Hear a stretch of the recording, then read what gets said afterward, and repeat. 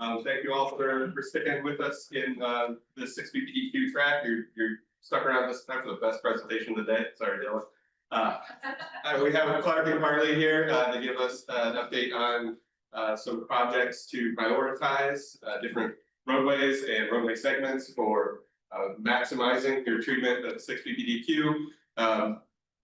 I will read a few words about them, but they can introduce themselves more if they'd like.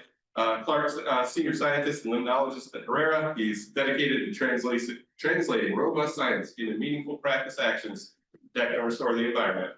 And Carly has worked at King County since 2013 with projects addressing priority pollutants, studies stormwater treatment effectiveness, and strategic planning efforts, including the water quality benefits evaluation project, which if you haven't heard of that, you should look it up. And it will help to inform the work that has been done here today as well. And I just wanted to, because I have the microphone and just have a minute, I wanted to share with you all that today, just heard at lunchtime that down in Oregon, they're having their Stormwater Summit today, same time as us. And they had a slide that gave a shout out to everybody in Washington doing all the great work.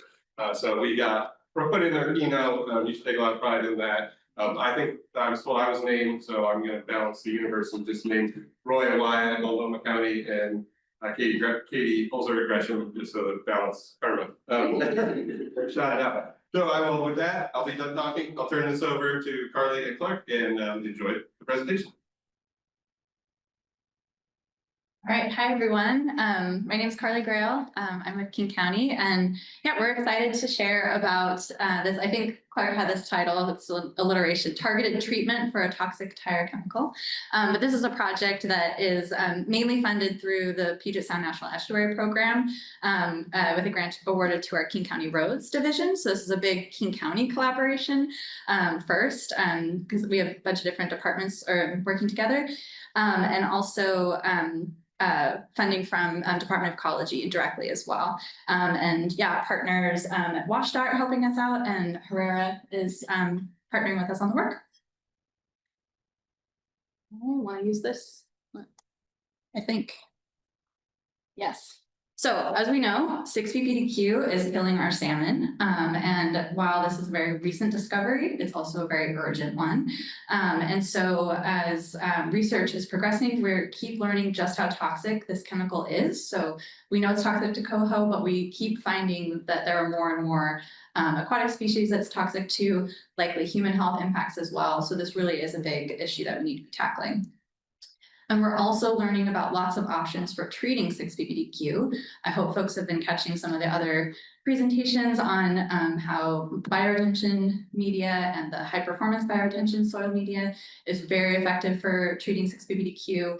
I know another shout out to Oregon, but in Gresham, they're doing a lot of great work on permeable pavement that is actually very, very effective. So really exciting. And so we're wanting to think about, as we know we can treat 6PPD-Q, where should we be prioritizing treatment? So across the King County geography, there's like 8,700 miles of roadway, and that's where we're going to start targeting this work. So we have this project that we're working on where first we're modeling 6PPD-Q hotspots. Clark's going to go into detail on that. We're using this information to help prioritize hotspots for 6PPD-Q treatment with our roads division. And then we're also sampling 6PPD-Q in road runoff so that we can go back and validate that original modeling that we're doing, see if we can improve our estimates of where hotspots are, and kind of keep iterating on this process, because this is a very new chemical that we're trying to deal with. So we want to be iterating and continue to improve our process over time. So turn it over to Clark. Thanks, Carly. Clark from Herrera Environmental here. So what this model is looking to do is where are we expecting to find those hotspots of 6PPD-Q export from roadways to receiving waters. So as Carly spoke to, we have 8,700 miles of roads in King County. We break those up into segments between intersections. That's 89,300 segments. That's a lot to get through. So we better start walking. Actually, let's do something better. Let's develop a model for this, a screening model decide which roadways are going to be exporting the most 6PPQ. So one of the things we like to do before start building models, understanding what we're trying to get to, what is the outcome. So our first step is to understand the purpose, endpoint, and the users. In this case, the purpose is to provide a relative scoring or ranking of public roadways in terms of the export of 6PPD-Q. There's a lot in here that's important. One is relative ranking. We're not trying to estimate the load, the concentration. Public roadways, we're not getting into privately maintained roadways. Roads, we're not going into parking lots. These are all important questions. They all could be important sources of 6PPD-Q, but we're trying to control our scope to be most beneficial to Carmen. I'm not. It's a King County roads. And our endpoint here for the model is the 6P export from those roadways. The users of the model are technical staff within stormwater management, within roadway management, looking to prioritize those retrofits, and the user of the output is the project managers and technical staff who are looking to prioritize retrofits. To develop this model, we brought in two groups of subject matter experts. Some of them are here today. Hi, Birdie. Just looking around. Because this is a novel toxic, and we needed to have the best and brightest that help us understand how this chemical works, how it moves through the environment, and how to best express that spatially. So we brought in a group of experts for the 6PPD-Q model, as well as a spatial expert team. This included folks from universities, someone from the San Francisco Estuary Institute, Dr. Kelly Moran, who's been doing a lot of work in microplastics down for San Francisco Bay, and brought in some really wonderful perspectives, as well as scientists within King County. Our spatial expert team included folks from King County Water Land Resources, from King County Roads Division, as well as some internal folks from Herrera. And then we developed a conceptual model to understand how 6PPD-Q and tire wear particles get into our waterways. So this is a very simple diagram of this, where we start with tire wear particles. They're generated on the roadway surface. Those are deposited on the roadway, and they build up on the roadway and on the lands near the roads as they're being blown away from the turbulence of our passing vehicles. Then there's the transformation of 6PPD to 6PPD-Q, which is a chemical process, and there's also ultimate degradation that can occur of these chemicals. Then the rain comes and can wash off and move tire wear particles and the attached 6PPD-Q. But that doesn't mean they're necessarily exported. It can be moved further down and to be re-exported later on. Transformation continues to occur because on each one of these tire wear particles, there's this ongoing bloom of 6PPD, the preservation compound moving out to the surface, and then as it's exposed to ozone, it turns to 6PPD-Q. So that is just this ongoing source. So as you break them up, you get more and more surface area, more and more opportunity for 6PPD-Q to bloom to the surface. So this is the simple conceptual model. There's also the complex conceptual model, which I won't go through, but this is where we identified a lot of the driving factors for potential tire wear occurrence and export, and the chemical transformation that occurs. But these were too many factors for us to really be able to spatially model to actually inform decision making, and there was too much uncertainty. We just didn't know how influential, say, speed or the materials of the roadway surface was to the actual tire wear rate. So we boiled it down to things that we thought were most critical to predicting 6PPD-Q export from roadways. And we got it down to just a handful. On the right side is the number of vehicles. That makes sense. More vehicles, more cars, more tires. Each one of them usually has 4. Then the composition of those vehicles Are they cars, light trucks, heavier trucks? And then what are the conditions adjacent to the roadway where those tire wear particles are ultimately being deposited?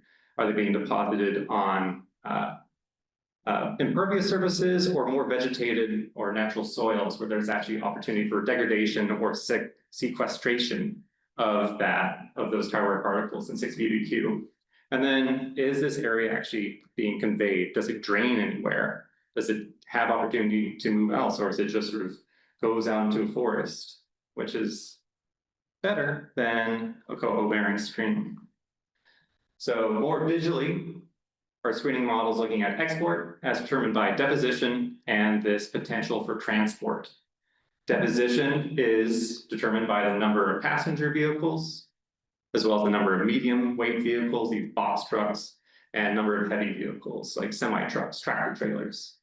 And through literature review, we're able to assign different weighting scales to these vehicle types. So a medium weight vehicle has a tire wear rate that's 2.4 times that of a passenger vehicle, and heavier vehicles have 7.8 times that of a passenger vehicle. In terms of looking at transport, we looked at the percent imperviousness of the roadway skirt, 6 meters on either side of the roadway, as well as how much of this roadway is actually being conveyed. Is there a ditch? Is there a pipe that's present? We talked about this with our subject matter expert team about whether or not at this time there was information to differentiate between ditch vegetated systems versus pipe systems in terms of potential for sequestration. And at this time, at the time of development, we didn't have enough information to say we should differentiate that, but it's a data gap, and that's something that couldn't be modified in the future for this model, because we're holding on to that information. So one of the major levels of effort for development of this was just to harmonize all the information we had, because we just had 5 levels of information there, 5 parameters, but those data sources were coming from a spaghetti of different lines that we're trying to get together to assign the appropriate attributes for each. So we worked with our spatial team within Herrera in order to harmonize these lines to get our footprints to match up. So first we had our street address line. This is coming from King County. This is the target line, what we're trying to assign these attributes to. This is the black line here. This is actually derived by the center point between parcels. So it's not always the middle of the roadway. It's a line. Sometimes it's off the road, as you can see in the upper right for Fall City Bridge. It's actually in the river. And then we brought in the Puget Sound Regional Council's traffic model to bring in numbers for the amount of cars that are using the roadway, as well as the type of those vehicles. So that's shown here in blue. Sometimes they will align with our black lines, but other times they're a little bit off. And in many cases, outside of the arterials, the Puget Sound Regional Council's Soundcast model used the transportation analysis zone, sort of a larger geographic area to estimate traffic. So we needed to cast that information between those nodes in order to estimate non-arterial traffic. So ultimately from this, we were able to get the total number of vehicles as an annual or average daily traffic, and the number of heavy trucks and the number of medium trucks from that model. Then we brought in the roadway connectedness data, bringing in stormwater conveyance from King County and other jurisdictions within the geographic area to determine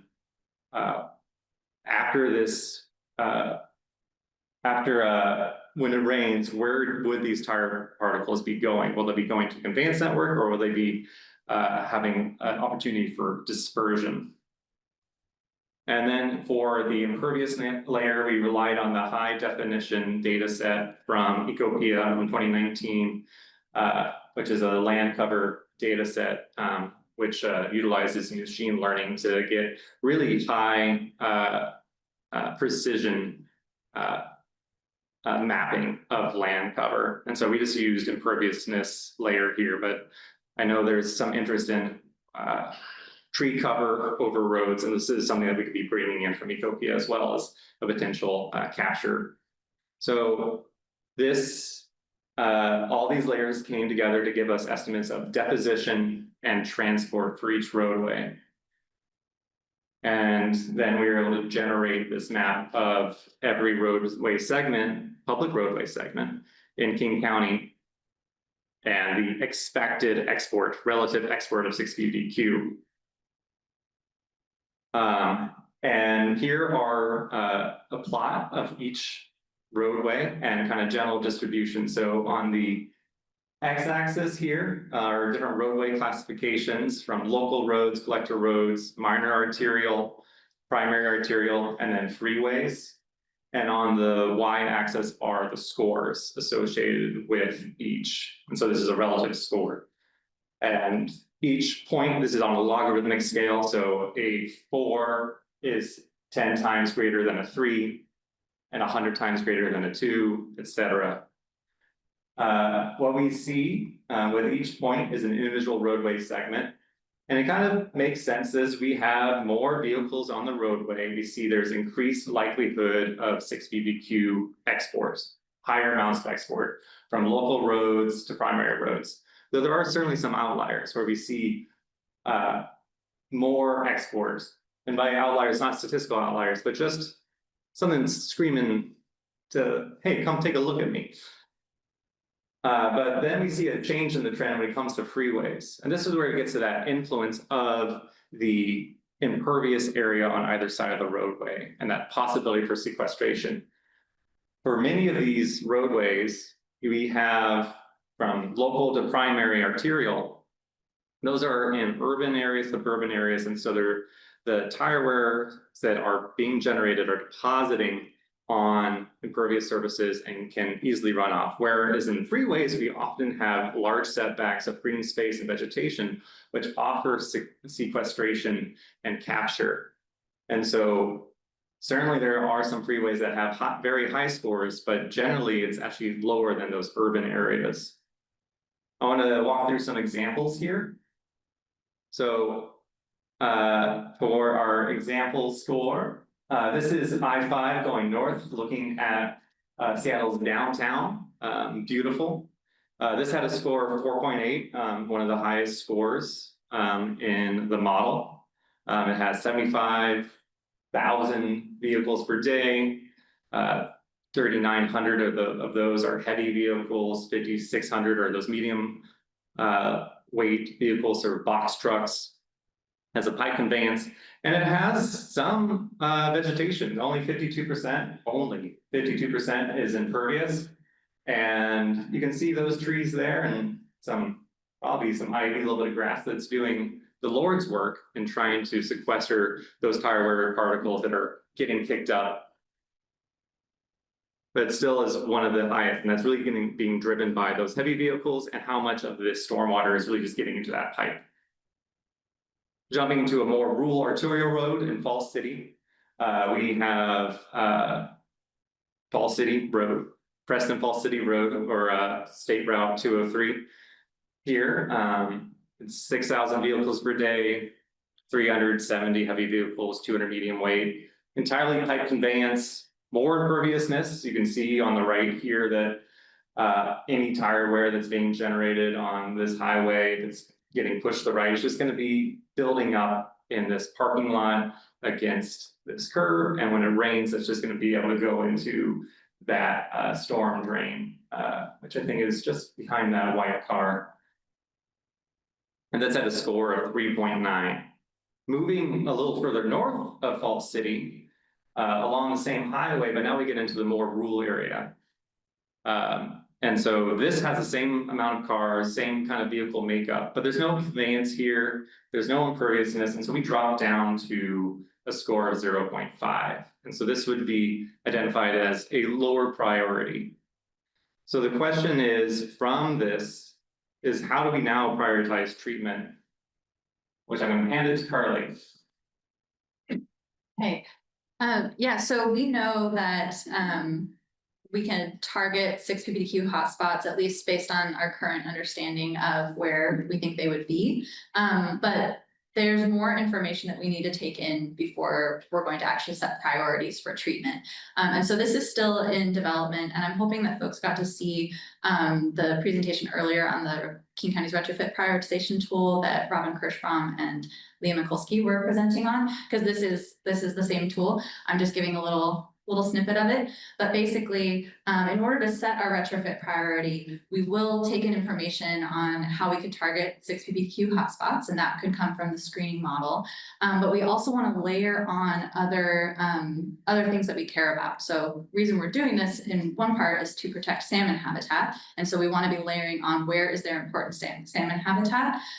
There also might be opportunities to address known maintenance issues with some of the BMPs we might do. And so that's an opportunity we want to look for those where we could potentially co-locate those. So we might want to bring on that information. Depending on what retrofits we might do, we could also potentially address equity issues in the area. So being able to layer that information on will help us ultimately set up the retrofit priority. And so these goals are still in development. They're getting close on finishing that part of the tool. But essentially, the tool allows you it pulls in spatial data to represent the different goals that you have. And then you're able to weight those goals to ultimately come up with a ranking of road segments for prioritization based on the weightings that you've assigned. I'm showing a screenshot from an earlier version of the tool that was helping to rank basins, but the new module will allow you to rank road segments. And so, yeah, that's all I have there, is to make sure we catch that that's one step in the process here. Turn it back. Yeah, so I spoke to this model, right? But there's an important question of like, how accurate is this? Is it actually good? We have like 4 parameters we're looking at. Are these parameters effectively telling us the importance of each roadway segment in terms of potential 6PPD-Q export? So we're really excited to be actually testing this out, to test the screening model, to go out and collect samples. So we're going to be testing those assumptions of the model by collecting roadway runoff samples across a gradient of those scores, as well as the inputs to that. So we're going to be looking at the total score from it, looking at vehicle traffic and type, the skirt imperviousness, those same factors. And we would love to be looking at conveyance as well, but certainly it's much more challenging to collect stormwater for sampling in an area that doesn't have conveyance. So in this case here, we are looking at really controlling for the vehicle traffic and type and the skirt imperviousness, because conveyance is how we are capturing that stormwater flow for analysis. And because we're really just controlling for those 2 parameters, we can start to look at these other factors of potential influence were identified during the model development. So thinking about the antecedent dry period, rainfall intensity, the slope of the road, those surface materials, speed limits, and observed speeds, proximity to intersections where congestion is occurring, where there's more stopping, and where there is a greater amount of roadside can be covered that may be a lot capturing some of those airborne tire wear particles. So to do this, we are monitoring at 12 stations for 6 storm events. This will be flow weighted sampling for 6PPD-Q, total suspended solids, and particle size.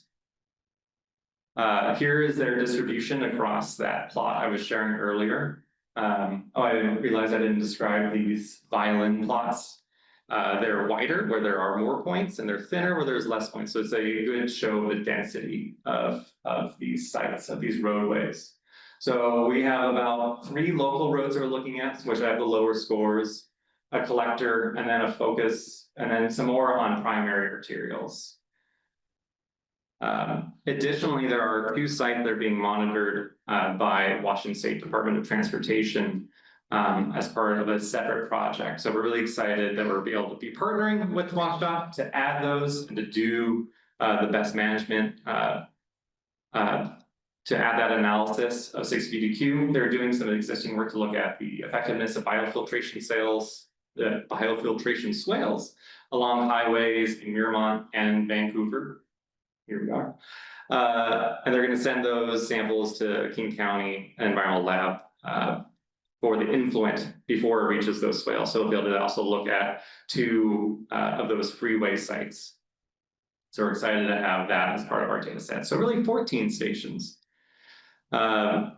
These were actually installed today. So these are fresh photos from today, just north of here, of these installations. So this one is on 272nd Avenue. And look at that, that's great. This is some work that's been done by Nick Harris at Herrera. He has been incredible in putting in these installations and coming up with the way of getting these 12 sites to be installed safely, and a way to effectively capture stormwater runoff with the target of getting these tire wear particles in 6PPD-Q. In case you're interested in what this install site is located at, this is the location of this one site. It has 25,000 vehicles, 1,500 trucks, 17% or so impervious. It's a modest hill. I wouldn't want to bike up it. I'd love to bike down it. There's no traffic control devices nearby, no really overhanging branches, and cars are probably traveling about 45 miles per hour. This is the second FedEx vehicle in my picture, so I think they really get around. And so really excited to start this monitoring. So we're installing sites today, and this fits into the overall project timeline, which, no, okay, I'll speak to it. So through all of 2024, I worked on developing this screening model with those groups of subject matter experts. Those roadways are being prioritized internally by King County Roads to think about where future retrofits could take place. And we are actively preparing to sample those roadways as part of this validation study. And then the WashDOT is beginning to sample its biofiltration swales, and through water year 2026, we'll be sampling the King County roads for those 6 storm events. WashDOT in Q3 and Q4 of 2026 will be assessing those BMP effectiveness for those bioswales, which we'll be really excited to take a look at.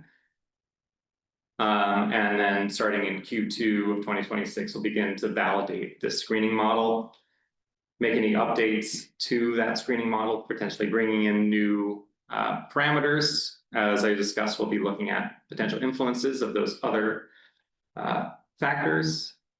And then that can be used to update roadways for prioritization for retrofits. With that, I want to acknowledge everyone who's worked on this. And I think I'll leave these up, and if there's any questions, comments, or concerns, Carly and I are here for you. We do have a couple of minutes for questions for the next presentation.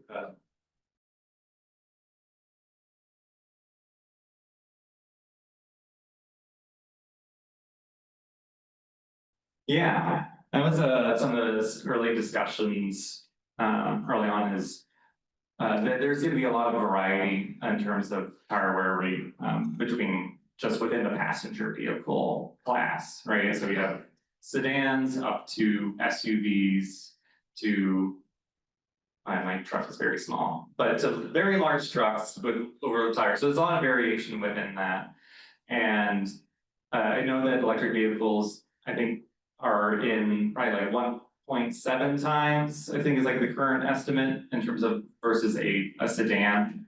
But in terms of looking at it for a screening model approach, trying to determine where are there more electric vehicles is challenging. And I'm sure there's some ways of going about it, but it would be developing a submodel that I think would put us down a rabbit hole when kind of like the clearer driver among this is just where are the most vehicles and where are those heavier vehicles going to be? And certainly as fleets change, that's going to increase our tire wear rate if we move to larger, heavier vehicles.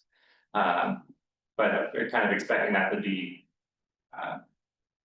homogeneous, at least for now, in the King County geographic area.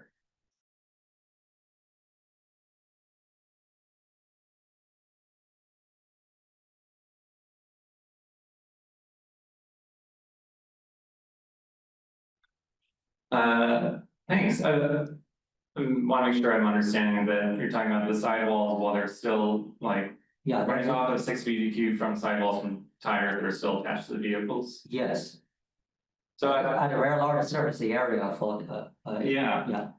So from my understanding, to work with our experts, we really focused on those particles, right? That we saw as like the larger driver of 6PPD-Q. That was our understanding of it. I would love to take a look more in terms of looking at sort of whole tires as a source of running off, but in terms of the development of 6PPD-Q, it's really going to be, to our understanding, is that related to the number of particles, and so as they get smaller and smaller, as they've worn down, you're having more and more surface area to that volume ratio, and so you're having more opportunity for the 6PPD-Q to be forming on the surface, and so certainly that those tires are going to have 6PPD-Q on their surface. That's protecting them from the ozone degradation and having tire failure.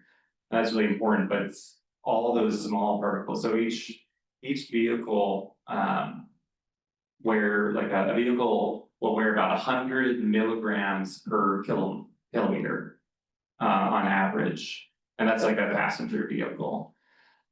So go ahead. Oh, I just think scale, but. And on the scale. I was wondering if that would still scale, because we're just doing a relative model, and so I was wondering if that would still, if it's still gonna be related to the number of vehicles and the number of tires, and so it seems like that would still maybe potentially scale with how we're counting it. If we started to go to actually assigning a mass and everything, then that would come in more into play. I feel like it might scale still. Yeah, I think it will, but I think the concentration of 6PPD-Q. Yeah. During the first flush, you are going to see a large mass loading. Yes. Then you will compare to the next storm events. That concentration of 6PPD-Q still going to scale, but it's going to be much lower concentration. Yeah. So that is going to be really important because, you know, when you do the first flush, we typically in the fall, that's when the cold salmon come back to spawn. And that's going to be really easy to address. Yeah, and it was, as Carly was saying, they're really excited to look at those like antecedent rain conditions and look at first flush versus later on and how much time has happened before those tires or other tire products have been washed off.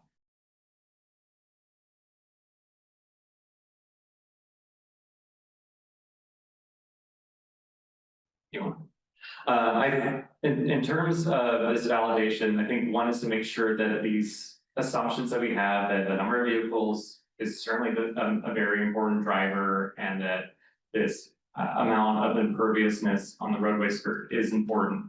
And to find out there's other factors that are really important that we've missed out on. And at that point, depending on how clean that data set looks, we potentially could be using that data set to develop new weighting factors and to develop potentially new study questions. It'd be great if we could find everything in this really clean data set. Very hopeful, but likely we'll be able to at least identify one or two additional factors that may be important or rule those out. Yeah, and that's where we had on the timeline, we are going to start, we're building the tool now to help us with that prioritization, and we wanted to get a first cut of what road segments we think are rising to the top based on the priorities we have. Using this model as it is now, because we did work with it, we want to start with information that we have now, but we'll look to then, if we do see something that we want to update the screening model, we'll want to then also update our priority list if we're learning something new, and see if that actually changes which road segments are coming to the top. And like I said, this is going to have to be an iterative process. We don't want to wait to do anything until we have all the data, because this is something we need to start acting on. So we want to start with what we know now. That's why we wanted to pull experts together and just synthesize it. What do we know now? What do we think might as well start moving in that direction, but be open to update as we're all learning new information about this all the time.